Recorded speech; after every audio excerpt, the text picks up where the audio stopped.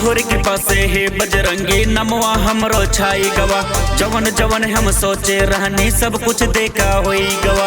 राम सियावर रामचंद्र की जय जय। तोहरे कृपा से हे बजरंगी नमवा हमरो छाई गवा। जवन जवन हम सोचे रहनी सब कुछ देखा होई गवा। कहत रहे आवा राजे जे कामे आवे आज लौंडा भवा।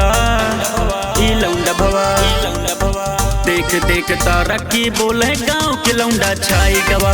देख देख तारा की बोले गाँव के लइका छाई गवा। छाई गवा देखा छाई गवा। ई गाँव के लइका और देखा छाई गवा। ई गाँव के लइका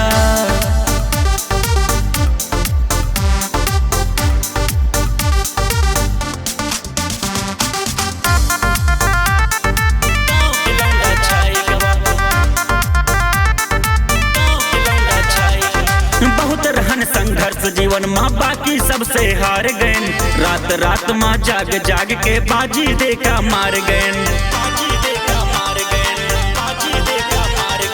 रामदूत अतुलित बलदामा अंजन पुत्र पवन सुत नामा। महावीर विक्रम बजरंगी कुमत निवाहर सुमत के संगी।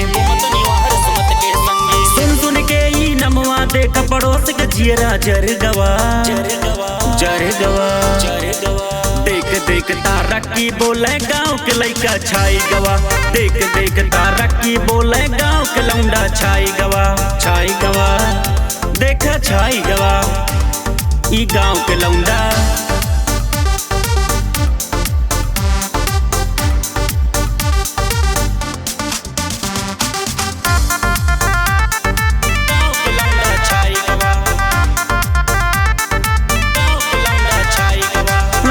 गरीबी केहू न पूछ से यकरे आगे काऊ कहीं। माई बाप के बोले बोले लेकिन सब बर्दाश्त के।